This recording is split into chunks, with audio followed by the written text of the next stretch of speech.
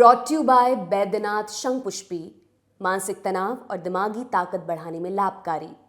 Electoral bond मामले पर सोमवार को सुप्रीम कोर्ट में सुनवाई चल रही थी। इस दौरान सुप्रीम कोर्ट बार एसोसिएशन के अध्यक्ष आदिश अग्रवाल ने बेंच को रिव्यू के लिए दायर की गई याचिका पर उनका ध्यान दिलाया। इस पर जो चीफ जस्टिस ऑफ इंडिया हैं डीवाई चंद्रचूड़, उन्होंने सुप्रीम कोर्ट बार एसोसिएशन के अध्यक्ष को सख्त लहजे में कहा कि आप एक वरिष्ठ वकील होने के अलावा आप सुप्रीम कोर्ट बार एसोसिएशन के प्रेसिडेंट भी हैं। आपको प्रोसेस पता है, आपने मुझे एक चिट्ठी भी लिखी। ये सब पब्लिसिटी के लिए है, इसे यहीं छोड़ते हैं। मैं और ज़्यादा कुछ नहीं कहना चाहता हूँ। दरअसल आदिश अग्रवाल ने 14 मार्च को सीजेआई डीवाई चंद्रचूड़ को एक पत्र लिखा था। इसमें उन्होंने सीजेआई से इलेक्टोरल बॉन्ड पर अपने फैसले की समीक्षा करने की अपील की थी।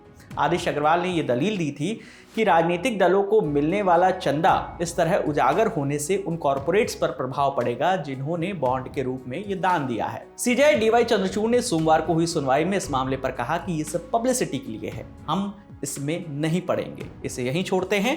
मैं और कुछ नहीं कहना चाहता हूं। दरअसल इलेक्टोरल बॉन्ड मामले पर सुप्रीम कोर्ट के 11 मार्च के फैसले के अगले ही दिन यानी 12 मार्च को सुप्रीम कोर्ट बार एसोसिएशन के अध्यक्ष आदिश अग्रवाल ने राष्ट्रपति द्रौपदी मुर्मू को भी एक पत्र लिखा था। इसमें उन्होंने सुप्रीम कोर्ट के फैसले पर प्रेसिडेंशियल रेफरेंस के तहत रोक लगाने की मांग की थी। आदिश अग्रवाल ने संविधान के अनुच्छेद 143 का जिक्र करते हुए लिखा था, सुप्रीम कोर्ट को खुद ही ऐसे फैसले नहीं देने चाहिए जिनसे संवैधानिक गतिरोध पैदा हो, जिनसे भारतीय संसद की महिमा और उसके सदस्यों की सामूहिक बुद्धिमत्ता कमजोर होती हो और राजनीतिक दलों की अपनी लोकतांत्रिक कार्यप्रणाली पर सवाल खड़ा हो। आदिश अग्रवाल ने राष्ट्रपति द्रौपदी मुर्मू से राजनीतिक पार्टियों, कॉरपोरेट संस्थाओं के अलावा सभी हितधारकों के लिए न्याय सुनिश्चित करने की अपील की थी। संविधान का अनुच्छेद 143 राष्ट्रपति को सार्वजनिक महत्व और लोक कल्याण से जुड़े मुद्दों पर सुप्रीम कोर्ट की राय लेने का अधिकार देता है। इसके तहत राष्ट्रपति सुप्रीम कोर्ट को लिखित में प्रश्न भेजते हैं। सुप्रीम कोर्ट को अगर उचित लगता है तो वो विचार करने के बाद अपना जवाब राष्ट्रपति को भेज सकते हैं। लेकिन आदिश अग्रवाल के राष्ट्रपति को जो पत्र लिखा गया था उसके अगले ही दिन यानी 13 मार्च को सुप्रीम कोर्ट बार एसोसिएशन ने खुद को उस पत्र से अलग कर लिया। साथ ही इस पत्र की कड़ी निंदा भी की।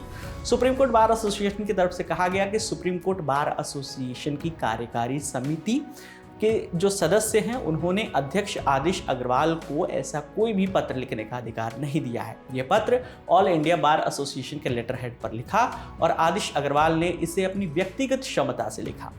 सुप्रीम कोर्ट बार एसोसिएशन की कार्यकारी समिति आदिश अग्रवाल के इस कदम और पत्र की सामग्री को माननीय सुप्रीम कोर्ट के इकबाल को कम करने के प्रयास के तौर पर देखती है और स्पष्ट तौर पर इसकी निंदा करती है। आपको बताते चले कि इलेक्टोरल बॉन्ड के साथ यूनिक अल्फा न्यूमेरिक नंबर की जानकारी नहीं देने पर सोमवार को सुप्रीम कोर्ट ने स्टेट बैंक ऑफ इंडिया को जमकर फटकार लगाई है। कोर्ट ने कहा है कि हमने सारी डिटेल्स लाने को कहा था, इसमें बॉन्ड नंबर्स की भी बात कही थी।